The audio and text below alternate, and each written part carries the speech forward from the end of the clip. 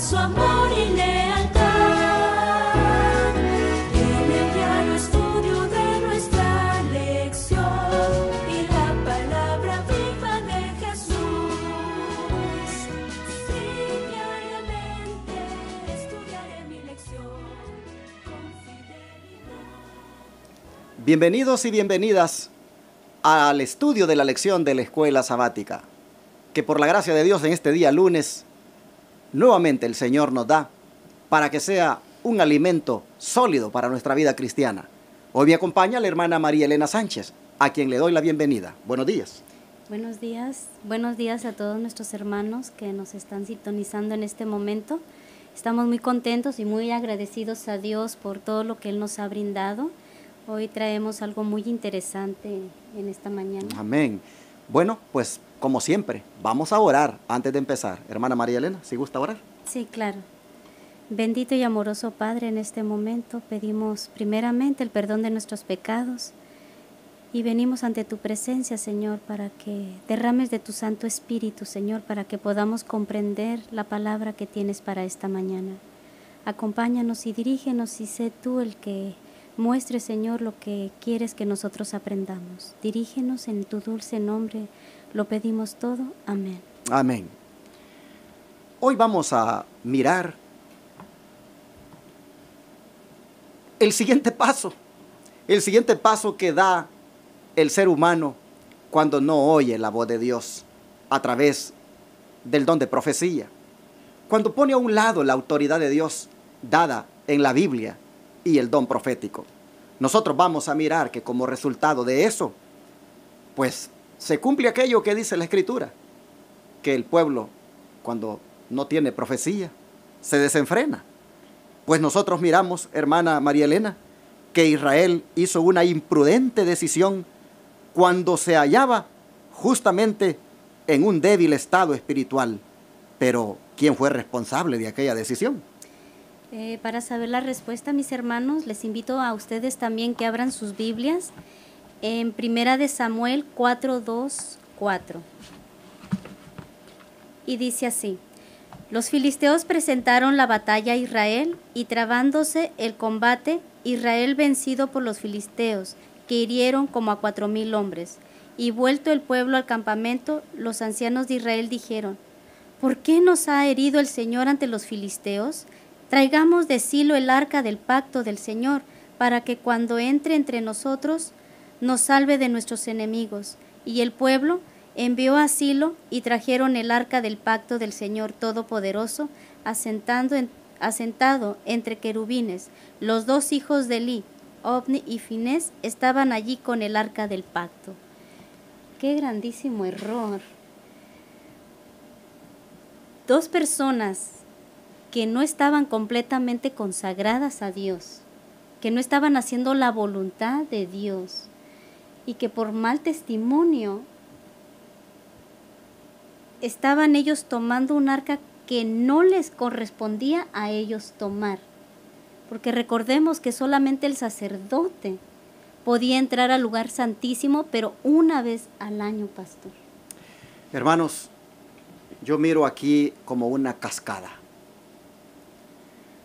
Ayer nosotros mirábamos que todo estribó en el sumo sacerdote, cuando por no ejecutarse la sentencia rápidamente, pues el corazón de sus ministros, él permitió que siguiera corrompiéndose y no hizo nada por evitarlo. Digo que comenzó allí, y esto es una cascada, porque ahora encontramos, hermana, que la idea de ir a traer el arca para traerla al campo de batalla, mire usted, según el verso 3, ¿de quién provino? Si lo lee otra vez, solo el 3. Y vuelto el pueblo al campamento, los ancianos de Israel dijeron. ¿Quiénes fueron? Los ancianos. Hermana, es que mire. Personas que no les correspondían. Sí, pero note usted, hermana. Cuando ya el pastor ya anda desviado, ¿qué se puede esperar de los ancianos? Sí. Nosotros encontramos aquí, hermanos, que la iglesia andaba tan corrupta, su liderazgo, los príncipes del pueblo de Israel, miraban tan generalizada la corrupción que les parecía tan normal, que ahora Exactamente. les parece, pues, Normal. hasta normal que se cometa ese sacrilegio de ir a agarrar un mueble santo para traerlo a un campo de batalla. Oh, miren ustedes, hermanos, cómo se va degradando el pueblo en su liderazgo, comenzando desde la cabeza y ahora siguiendo con los ancianos. Exacto. Por eso yo digo que lo que pasa hoy en las iglesias es culpa del pastor y de los ancianos de la iglesia. Porque no hay ese valor, no hay ese carácter moral de parar las cosas que están mal. Y como el anciano mira de que el pastor, pues él es compasivo y él es permisivo, pues los ancianos entonces se alían con él y hacen cosas que son desagradables delante de Dios. Miren, ayer hubo un punto que no lo comentamos, y es el hecho de que algunas veces como líderes, en esa permisividad, nos vamos, hermana María Elena, por aquello de que, pobrecita la hermana, La no, compasión. ay, ¿cómo le vamos a llamar la atención por eso? Pobrecito el hermano, mira, él hizo su mejor esfuerzo, ¿cómo le vas a decir eso? No, además, es mi amigo, Ujú. es mi amigo. Hermana, Elí pudo haber detenido todas estas cosas, pero los ministros del pueblo eran sus mismos hijos. Y allí mire usted cómo el parentesco familiar hacía que se volviera él prácticamente, como decimos allá en mi país, alcahueta, en el sentido de que toleraba. Ujú. Y qué triste es cuando a veces como líderes también nos da eso de que es mi amigo, es mi amiga, es mi hermano, Tenemos es mi hermano. favoritismos, Exactamente. son Y entonces vamos favoritismos. dejando pasar. No es que es la hija del pastor, ¿cómo le voy a decir que pase así con esa falda corta?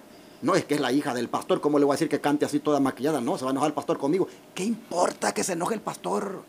Aquí la iglesia no se dirige por amistades, por amiguismos. Aquí se dirige por principios. Y nosotros encontramos, desgraciadamente, que cuando aquel liderazgo se corrompió y puso a un lado la autoridad de Dios, ahora encontramos que los mismos ancianos van siguiendo la cascadita y van diciendo, pues entonces, pues ya este asunto ya está corrompido, vamos a traer el arca, ¿qué les parece?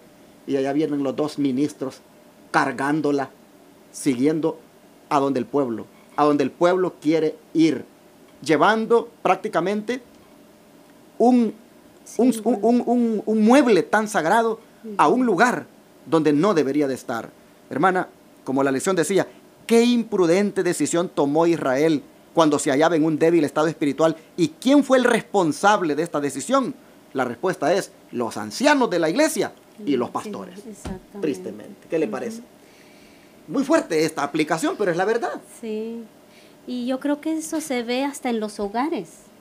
A veces, como padres, no sabemos corregir porque, no, pobrecito de mi hijo, está pequeño.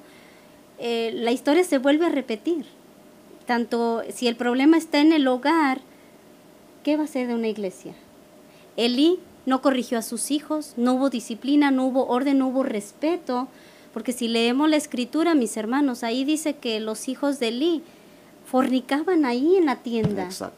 Que es algo tan abominable estar ante la presencia de Dios. Horrible. Pero esto no duró mucho tiempo, porque cada vez que ellos hacían algo malo, el Señor lo iba reservando para su tiempo de juicio. Así es. Y bueno, mis hermanos, nosotros encontramos entonces bien apropiado el título, invocando un símbolo. ¿Símbolo de qué? Símbolo de la presencia divina.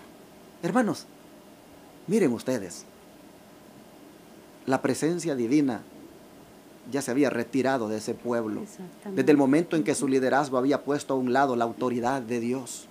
Hermanos, la presencia ya no estaba con ellos. Y sin embargo, ellos, en vez de invocar la presencia, invocan el símbolo de la presencia, el arca. Pero eso fue una imprudente decisión. Pero lo hicieron porque ya se habían debilitado espiritualmente, debido a que, como decíamos ayer, habían puesto a un lado el don de profecía, hermanos, manifestado en Samuel. Bueno, hermana, ¿qué le parece si entramos en materia en cuanto a lo que dice el don profético en relación con esta decisión, pues, de imprudente que hizo Israel aquel día cuando estaban allí en la guerra. Claro que sí, miren hermanos,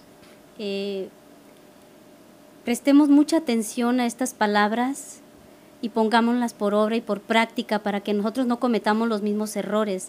Esta expedición fue emprendida por los israelitas sin haber consultado previamente a Dios y sin que concurriera el sumo sacerdote ni profeta alguno.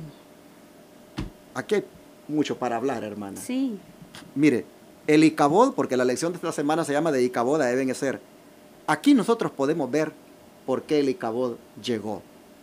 Porque tristemente, dice, se fueron a la guerra sin consultarle primeramente a quién. A Dios. A Dios.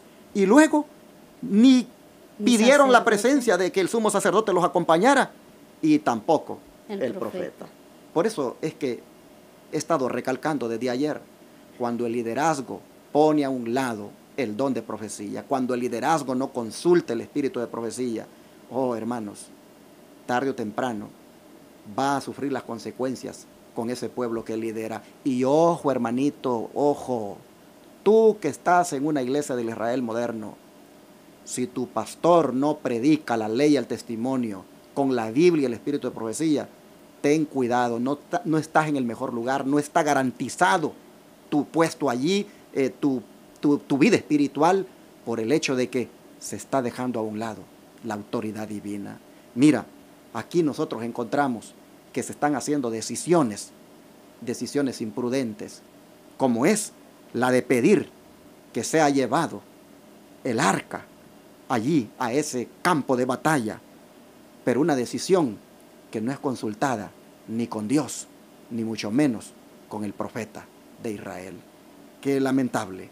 El don de profecía dice que fue una expedición que se hizo sin consultar. Para Dios. Es algo tristemente lamentable que sigue ocurriendo en nuestros días. Fíjense, hermanos, que después que llegaron, fueron derrotados primero, regresaron, toman el arca y miren lo que dice la nota del Espíritu de Profecía de Patriarcas y Profetas, la página 631. La nación estaba ya madura para los castigos de Dios y sin embargo no podía ver ni comprender que sus propios pecados habían sido la causa de ese terrible desastre. Pero hermana, mire, otra vez, es que es lo que... Y perdonen, hermanos, cuando yo hablo así, ustedes podrán pensar que yo tengo algo contra los ministros, contra los pastores. No, es que yo llevo esa responsabilidad, hermanos. Yo llevo esa responsabilidad de ser un ministro y un pastor, pero qué terrible cómo es uno de ciego, hermanos, que no quiere entender. Mire, hermana, mire lo que usted no leyó arribita. Dice, cuando el ejército regresó a su campamento, quebrantado y descorazonado, mire, los ancianos de Israel dijeron, ¿por qué nos ha herido hoy Jehová delante de los filisteos? ¿A quién le están echando la culpa de su derrota? A Dios. A Dios. A Dios. ¿Cómo es posible que has dejado a un lado la autoridad divina? ¿Cómo es posible que como ministro estés liderando una iglesia donde hayas dejado a un lado la autoridad de Dios revelada en el espíritu de profecía, en la Biblia y en el espíritu de profecía? ¿Cómo es posible que después vengas y le reclames a Dios de las cosas que te pasan con tu iglesia? Mira, los ancianos habían sufrido una tremenda derrota por los filisteos.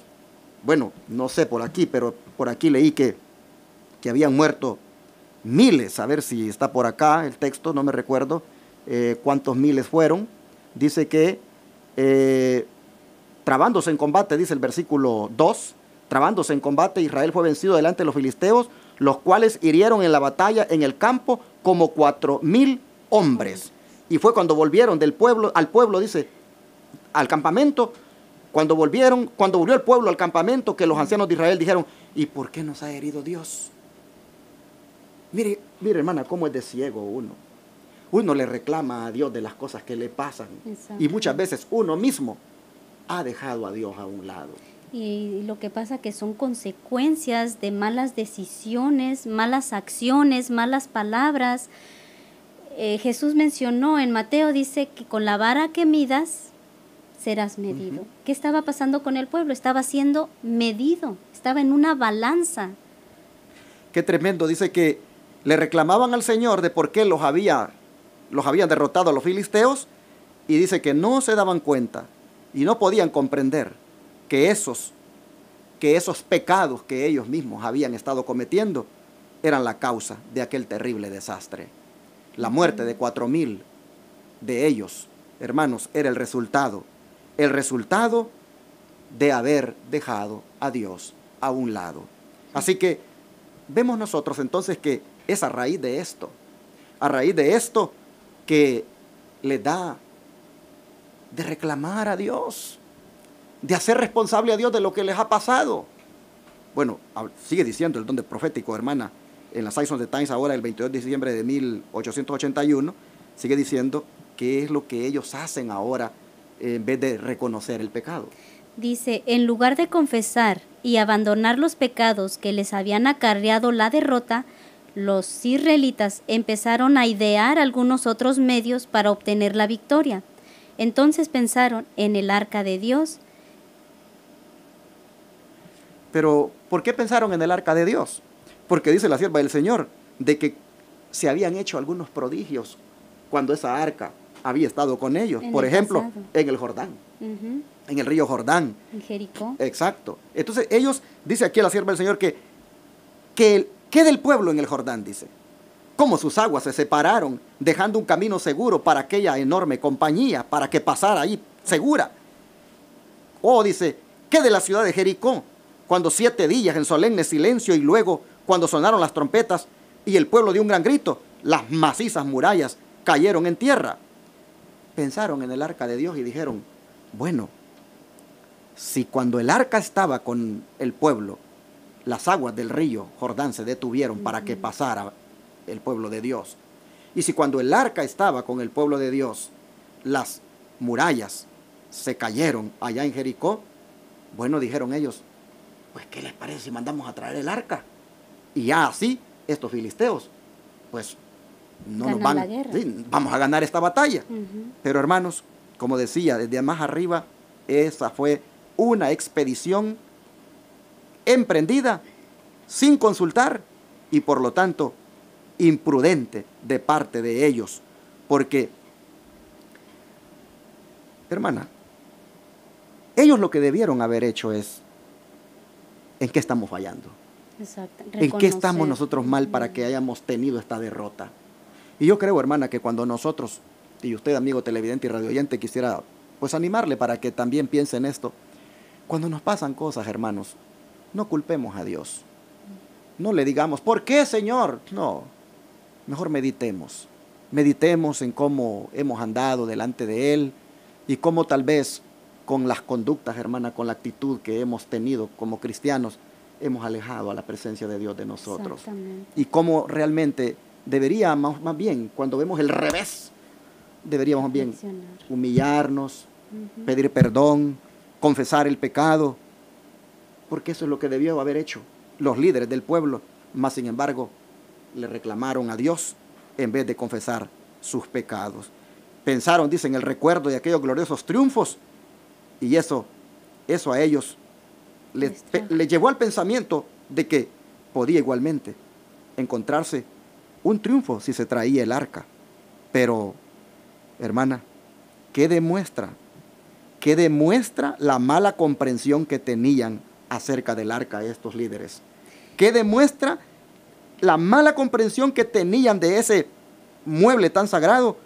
¿Y cómo nosotros podríamos caer en la trampa ahora? Vamos a verlo. Vamos a leer para saber esto en Primera de Samuel 4:5 y dice así: Cuando el arca del pacto del Señor llegó al campamento, todo Israel gritó con tan grande júbilo que hasta la tierra tembló. Ujú. ¿Por qué temblaron y por qué experimentaron ese júbilo? Que ellos pensaban que Que iban a tener la victoria, que iban a derrotar al pueblo enemigo. solamente porque tenían el símbolo. Hermanos, una cosa es el Exacto. símbolo y otra cosa es la presencia divina. Exactamente. Ellos tenían el símbolo, pero hermanos, allí adentro del símbolo, adentro del mueble, allí había, ¿qué cosa, hermana? Los 10 mandamientos. ¿Qué había pasado con el liderazgo y el pueblo al cual dirigían en relación con esos mandamientos que estaban Los ahí? estaban quebrantando. pues estaban quebrantando, pero algo sorprendente, ellos se emocionan pensando que Dios estaba con ellos. ¿Cuántos de nosotros no estamos engañados de esa manera? Pensamos, ok, yo vivo mi vida, como lo que quiero, visto como quiero, pero Dios sigue conmigo, cuando en realidad Dios no está ahí. Exacto. Bueno, hermana, creo que el don profético nos dice mejor realmente cuán engañados estaban con el hecho de creer de que porque tenían el símbolo, ellos ya la tenían hecha, como dicen. ¿Qué dice el don de profecía, hermana? Dice, Israel no consideró que era únicamente la ley de Dios la que otorgaba al arca su carácter sagrado y que su presencia les traería prosperidad solo mientras obedeciesen la ley de Dios. Yo aquí quisiera animar a los hermanos pentecostales, bautistas, metodistas, católicos y de cualquier religión que sea. Quisiera animarles, hermanos, a que pongamos nuestra mirada en Jesucristo y en su santa ley. Amén. Y que veamos si realmente la estamos obedeciendo, si realmente estamos, hermanos, practicando esos mandamientos que componen la ley de Dios. Porque lo que le daba el carácter sagrado al arca era, hermanos, la ley de Dios que había adentro y la obediencia a ella. Amén, así es. Eso era lo que le daba el carácter sagrado. Tú puedes tener el arca contigo. Tú puedes tener los 10 mandamientos en la pared de tu casa. Tú puedes tener los 10 mandamientos en la puerta. Es más, tú puedes mirar los 10 mandamientos en una ciudad, allá en mi país. Bueno, aquí en Estados Unidos también lo hay, pero en mi país hay una plaza. Hay una plaza que es la plaza central de la capital, la plaza Gerardo Barrios. Y me recuerdo que una vez nosotros, los adventistas allá, hicimos un gran gozo y una gran alegría porque pues logramos colocar allí los 10 mandamientos. Y han pasado muchos alcaldes allí sobre la ciudad de San Salvador, sobre la capital, y por la gracia de Dios, aunque han habido políticas de algunos alcaldes de querer eliminar símbolos que pues como que hagan ver de que favorecen algún sector o alguna clase social, símbolos religiosos, aunque ha habido a veces ese tipo de movimientos o tendencias, pues todavía esos 10 mandamientos se conservan. Es más, se ha remodelado la ciudad, se ha remodelado, perdón, el parque central allí, y se conservan. Y hace poco yo miraba que mi hermano me escribió y me dijo, le tuve que agradecer al alcalde, me dice, porque acaba de renovar la plaza, me dice, ya quedó muy bonita, pero le tuve que agradecer personalmente cuando estaba inaugurando la plaza, porque dejó, me dice, los mandamientos allí. Pero hermana, tú los puedes tener en una plaza. Y no practicar. Si tú no obedeces esos 10 mandamientos, eso no significa nada que estén en la plaza. Tú los puedes tener en la pared. Amigo bautista, amigo metodista, amigo pentecostal. Oh, el pueblo fracasó porque andaba en desobediencia a la ley de Dios.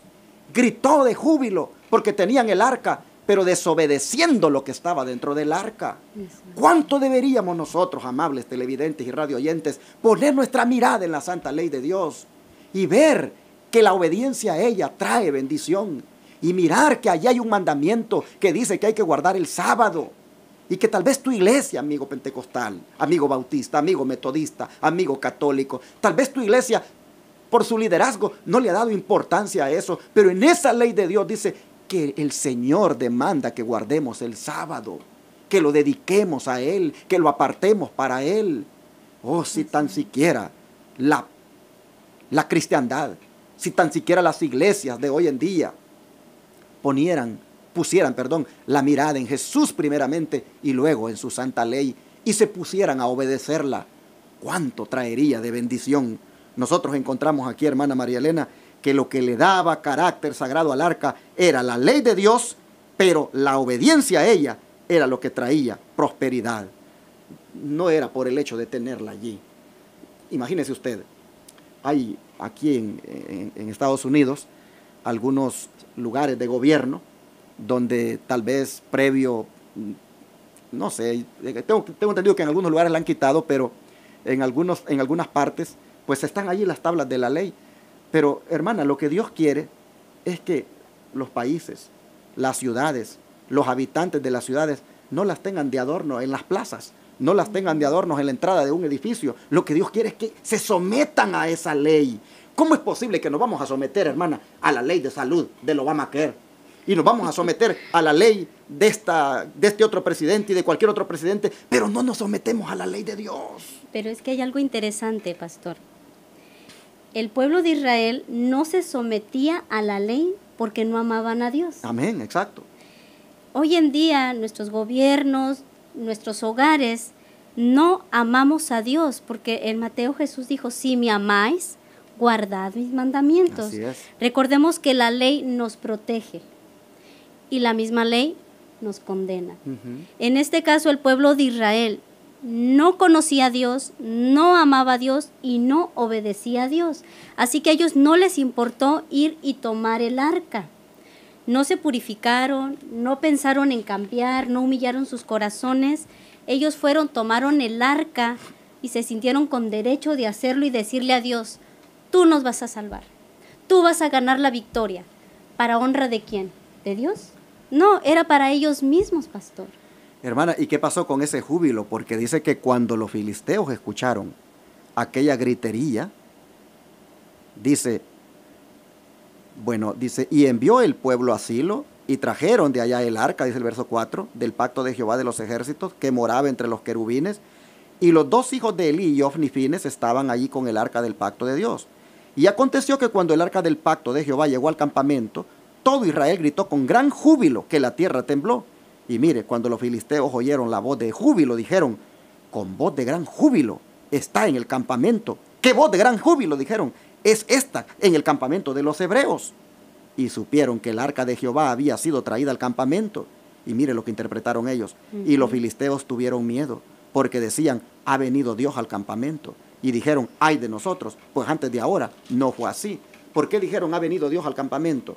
Porque ellos tenían conocimiento de que el pueblo peculiar de Dios en esa arca tenía prácticamente el símbolo de la presencia divina. Exactamente. Entonces, pero estos, mire, estos llegaron a interpretar de que Dios mismo había llegado allí porque era símbolo de la presencia. Pero nosotros estamos mirando de que el símbolo, sin obedecer lo que había dentro del símbolo, lo que la persona, hermanos, pudiera hacer con ese símbolo, no tenía ningún valor. Exacto. A menos que obedeciera lo que había allí. Pero como dijo la hermana María Elena, es que para obedecer eso había que tener amor.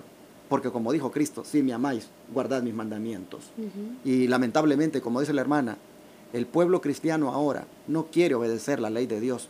Y no se dan cuenta que con eso demuestran que realmente no aman a Dios. Porque la mejor demostración del amor es la obediencia a sus mandamientos. Exacto. Bueno, ¿qué sigue diciendo el don de profecía? Dice, sin embargo, en la actualidad vemos una ceguera similar y una falta de atención de parte de muchos. Dios ha dado al Israel moderno advertencias, consejos y reprensiones para llevarlos al arrepentimiento y a la reforma de la vida. Pero demasiado a menudo estos producen solamente una impresión momentánea. Una impresión. O sea, mientras está en la emoción, oh, está bien, Dios está conmigo. Pero miren lo que sigue diciendo, las personas amonestadas pronto regresan a sus propios caminos. Una cosa es reconocer las declaraciones de la ley de Dios y otra completamente distinta es obedecer fielmente y voluntariamente a todos sus requisitos. Tremendo. Podía haber mucho júbilo, podía haber mucha gritería, podía haber mucho gozo, mucho fervor, porque el arca estaba allí. Pero eso simplemente era, como dijo el apóstol Pablo, címbalo que retiñe. Es decir, era simplemente ruido. ¿Por qué? Porque realmente era nada más provocado por la emoción. Hay algo más esencial, hermanos, que la emoción. Algo más esencial que esos júbilos que se manifiestan en las iglesias. Lo más esencial es amar a Dios y guardar sus mandamientos. Y aquí la sierva del Señor, Ellen White, destaca esto como una ceguera que hay prácticamente en el pueblo cristiano. ¿Por qué? Porque cuando se está ciego, se actúa por emoción. Nosotros miramos aquí lamentablemente a un pueblo muy emocionado, que gritan de júbilo, que hasta los enemigos dicen, ¿qué pasó allí? ¿Qué júbilo el que se oye allí en el campamento de Israel? Pero hermanos, era simplemente emoción. ¿Por qué? Porque la verdadera esencia de la vida cristiana, ellos la tenían prácticamente echada a perder por no ser obedientes a Dios en cuanto a lo que Él pedía. Y esto debe ser una advertencia, dice la sierva del Señor, debe ser una advertencia para todos los adventistas. Exactamente. ¿Por qué? Porque el Señor nos está dando advertencias a través de estas lecciones, nos está dando consejos, nos está dando reprensiones, y Él lo hace para que nosotros nos arrepintamos y le entremos, hermanos, de verdad, a una reforma en la vida. Sin embargo, ¿cuántas veces, hermana, se dice en el Israel moderno, vamos a tener una campaña con el evangelista tal, vamos a tener una semana de oración con el predicador invitado tal, y aparentemente la iglesia como que allí llega emocionada porque hay un líder, porque hay un predicador que no han oído, pero una vez se va el invitado, una vez se va ese evangelista, ese predicador. ¿Qué pasó con los hermanos? ¿Vuelven a llegar al culto? Regresan a sus mismos hábitos. Otra vez la iglesia está sola, otra vez la iglesia, unos poquitos nada más están allí. ¿Por qué? Porque el resto se movió por emoción, el júbilo le brotó por emoción, cuando realmente, hermanos, nosotros podemos ver aquí, según lo que dice esta sierva del Señor, eso, hermanos, es algo que solo lo hace el ciego. Hermanos, dice que la emoción, la impresión momentánea, hermanos, eso lamentablemente lo lleva a uno otra vez a los caminos en los que andaba.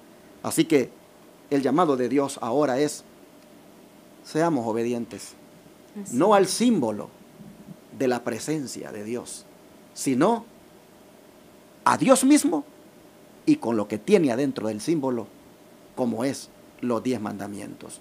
El Señor está, hermanos, según esta lección, buscando no que invoquemos el símbolo, sino que invoquemos la presencia de Dios en nuestra vida. Lo que Dios está diciendo, hermanos, en esta lección es que los júbilos y las emociones y las algarabías por un símbolo no sirven de nada cuando no se está sometido a la voluntad de Dios y obedeciendo sus requerimientos dados en su santa ley. ¿Y por qué no se da? Como decía la hermana, porque el amor se ha enfriado y el amor, por lo tanto, como no está el amor a Dios en nosotros, eso no nos lleva, hermanos, a obedecer sus mandamientos. Así es, yo quiero compartir algo, hermanos. Si llevamos una vida desenfrenada, lejos de lo que Dios quiere para nosotros, va a haber un juicio. Va a haber un juicio por nuestras acciones, nuestras palabras. No sigamos mandamientos de hombres, como el apóstol Juan dice, si me amáis, guardar mis mandamientos, porque el que dice que me ama y guarda mis mandamientos y no guarda mis mandamientos, el tal es mentiroso y no hay verdad en él. Esto era lo que estaba manifestando el pueblo de Israel. Si el hombre peca contra el hombre, los jueces lo juzgarán. Pero si alguno peca contra Dios, ¿quién lo librará, pastor? No hay quien nos libre de la ira del Altísimo. Y otra vez, hermanos, quiero volver a recalcar el hecho de que toda esta emoción y todo ese falso reavivamiento, ese júbilo falso que se dio allí, pues en cierta manera era el resultado del mismo liderazgo, de los ancianos y los sacerdotes, en este caso, de los pastores y los líderes de las iglesias. ¿Por qué? Porque no habían guiado al pueblo hacia la obediencia. De manera que yo quisiera decirte a ti, apreciado hermano, si tu pastor, si tus líderes en la iglesia son de aquellos que dicen, malditos los que están bajo la ley, y esos adventistas están malditos por guardar su sábado, ten cuidado si tú oyes ese tipo de expresiones en tu iglesia, porque lo único que estás mirando allí es lo que sucedió allá aquel día, cuando el liderazgo igualmente solo motivó a la emoción, solo motivó a la prosperidad, solo motivó a que pues se puede lograr la victoria, pero hermanos, no obedeciendo en esencia a Dios y a sus santos mandamientos. Ten cuidado cuando un pastor en tu iglesia hable mal de la ley de Dios y diga de que ya no es válida y que no estamos obligados a guardarla y que ese sábado ya no existe. Ten cuidado, hermano, ten cuidado, porque aquí nosotros miramos que fueron los ancianos y los pastores los que lamentablemente indujeron al pueblo a la falsa prosperidad, al falso reavivamiento, al falso gozo, a la emoción solamente, cuando en esencia lo que había dentro del arca no estaba siendo obedecido. Que Dios te libre a ti de caer en ese error, de estar tú mismo participando de un júbilo falso, tú mismo participando de un falso reavivamiento, al estar desobedeciendo los mandamientos de Dios. Que Dios nos ayude y que la presencia divina la invoquemos al mismo tiempo que haya un compromiso de parte nuestra a ser obedientes a nuestro Dios. Vamos a orar para terminar y pedirle a Dios que nos ayude como pueblo, como hijos de Dios. Amado Padre, queremos, Señor, darte las gracias porque una amonestación más nosotros encontramos, tanto como líderes, como pastores, como ancianos y también como feligreses, en el sentido de que ¿qué es lo más importante como pueblo? Y es el amor a ti primeramente y la obediencia a tus santos mandamientos. Amén. Y no estar pensando que porque hay gozo, que porque hay júbilo, que porque hay prosperidad o porque hay esto o lo otro, por eso entonces disfrutamos de la presencia tuya.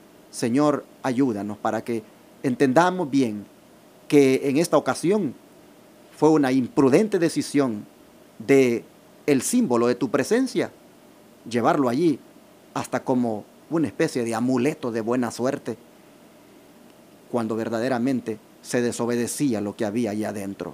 Oh Señor, te pido que nos ayudes a todos a ser obedientes a tus mandamientos y que no nos dejemos guiar por emociones, sino que con razonamiento, Señor, miremos si estamos agradándote al guardar tu santa ley. Amén. Padre Santo, bendícenos y ayúdanos a ser humildes y reconocer lo que está implicado en esta lección.